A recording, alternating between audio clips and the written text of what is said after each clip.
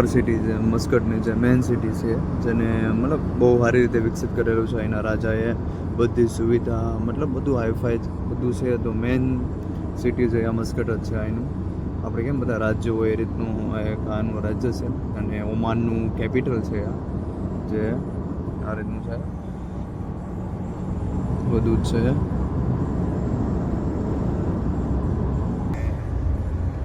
5-10 મિનિટમાં અલસીપ એરપોર્ટ પણ આવશે. એરપોર્ટ તમને દેખાડું. ઓમાનનું એરપોર્ટ છે અહીંયાથી, મતલબ હાઈવેથી થોડુંક જ છે, દૂર છે, દેખાડું. અને જે અમારો રસ્તો છે અહીંથી જવાનો છે એ રસ્તો એરપોર્ટ આવશે. એરપોર્ટ પછી પહાડી આવશે. પહાડની ઓલી બાજુ મારું સ્ટેડિયમ છે, ગ્રાઉન્ડ, ત્યાં જવાનું છે. બસ થોડી વાર વેટ. જો પહેલી બાજુ છે એ એરપોર્ટ છે. અહીંયાથી પહેલી બાજુ દેખાય એરપોર્ટ છે. જો હવે પ્રોપર દેખાય છે. આ છે એરપોર્ટ ઓમાનનું અલસીપ. જો પ્લેન બી દેખાય છે અંદર. હા, પેલી બાજુ ઝાંખી પહાડી પણ દેખાય છે. એ પહાડીની પેલી બાજુ છે મારું ગ્રાઉન્ડ.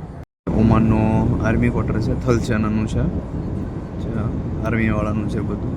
તો એને 2 સેનાનું છે અહીંયા, થલ સેના અને વાયુસેનાનું છે. આ છે ક્વાર્ટર છે એનું. તમે ખાલી રસ્તો જુઓ અને આ લોકોની ચોખાઈ જુઓ, લોકેશન જુઓ તમે ખાલી. એટલું બધું સરસ બધું બનાવેલું છે એમ.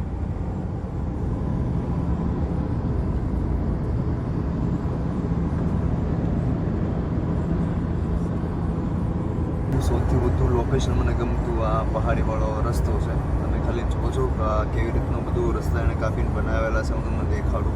પ્રોપર આમ મસ્ત ડિઝાઇન કરેલી બધી હાઈવેની સેફટી, મતલબ જોરદાર બધું એને નકશાથી મતલબ પૂરું ડિઝાઇનથી બધું બનાવેલું છે.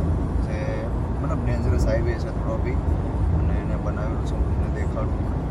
થોડુંક આવશે પહાડીવાળો રસ્તો, પણ હવે કદાચ એને લેવલ પેક નથી હાલવાનું. આપણે રસ્તો ચેન્જ છે, જોઈએ ક્યાંથી હાલે છે. પહાડીવાળો રસ્તો કે પેલી બાજુ છે, જોઈએ.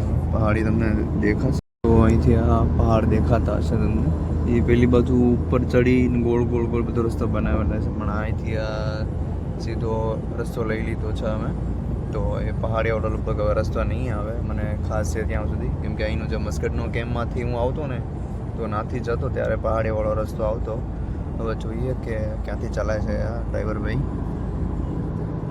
બધું જ મસ્કટના સૌથી વધારે પહાડ અહીંયા છે, અને બધું જ પહાડ કાપીને બનાવેલું છે.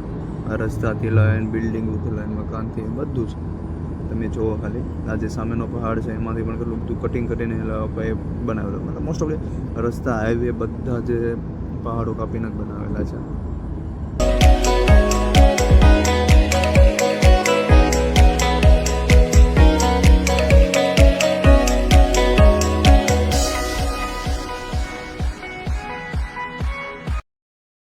કાપીને બધું મોસ્ટ ઓફલી બધા જ પહાડ છે. અહીંથી ઓલો રસ્તો દેખાય, ગોળ રીતનું બધું જ છે.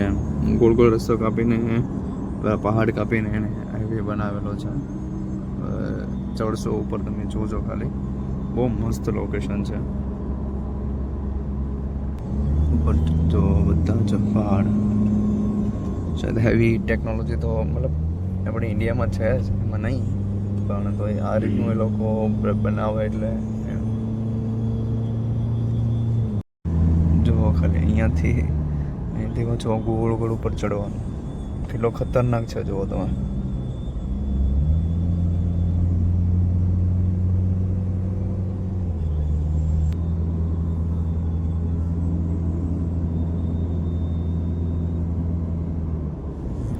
અહીંયાથી પાછો ડેન્જરસ રસ્તો આવ્યો છે એનો. સીધું ઉપર ચડવાનું, તે પાછો ગોળ ફરવાનું.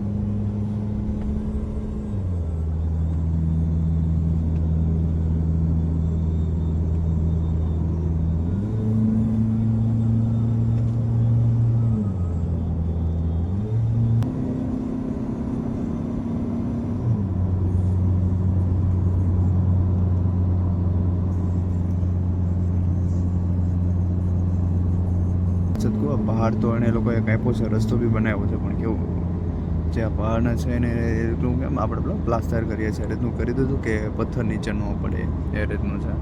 જો આ છે મસ્ત વ્યૂ છે. જો મને તો આ બહુ ગમે છે. અમારો ફેવરેટ વ્યૂ છે અહીંનો. નાઇટમાં પણ એ બહુ લાઇટ ને એવું થાય છે. બહુ મસ્ત થઈ જાય છે.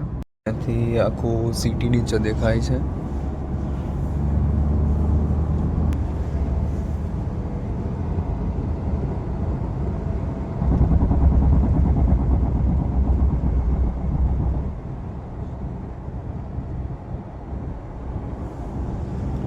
આખું સિટી જે પ્રોપર દેખાય છે મસ્કટ ઉપરથી.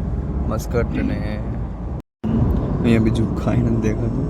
દૂર દૂર તો નગરી પહાડીઓ જ છે અને પહાડીમાંથી વધારે ઘર બનાવેલા છે. અમુક લોકેશનમાં એ લોકો રહેતા હોય છે. અમુક જગ્યા ન હોય, બાકી તો મોસ્ટ ઓફલી બધે જ એ લોકોએ પહાડ કાપીને ઘર બધું જો આ બધા જ પહાડ કાપીને રસ્તા બનાવેલા છે અને પહાડ કાપીને લોકોએ પોતાના ઘર બનાવેલા છે. આ છે અલ અમરાજ. થોડી વારમાં બી અમારું સ્ટેડિયમ આવી જશે. ફાઇનલી હવે સ્ટેડિયમે પહોંચવામાં જ છું. 2-3 મિનિટમાં સ્ટેડિયમે પહોંચી જઈશ. જો આ બધા અહીંયા બી પહાડ જ છે. આ સ્ટેડિયમ ને આ ઇલાકો પણ મતલબ આ વિસ્તાર પણ આખો જ બધું પહાડી કાપીને જ બનાવેલો છે. અમારું સ્ટેડિયમ છે. સ્ટેડિયમ બી બહુ મોટો પહાડ હતો એને કાપીને બનાવેલો છે. અને સ્ટેડિયમ બનાવવામાં અમારી કંપનીનો પણ વર્ષો પહેલાં જ્યારે બનાવ્યું ત્યારે અમારી કંપનીનો પણ સારો સપોર્ટ હતો. મતલબ એના બી પૈસા આપેલા હતા ને બધી બહુ મોટી હિસ્ટ્રી છે સ્ટેડિયમની. તો સ્ટેડિયમે પહોંચી ગયા છીએ. આ છે ઇન્ટરનેશનલ સ્ટેડિયમ અલ અમરાજ ક્રિકેટ ગ્રાઉન્ડ. આવી ગયું છે સ્ટેડિયમ અમારું. અંદર એક મેચ બી ચાલે છે. પહેલી વખતે આવ્યો ત્યારે પણ મેચ ચાલતી હતી અને આજે પણ મેચ ચાલે છે અંદર.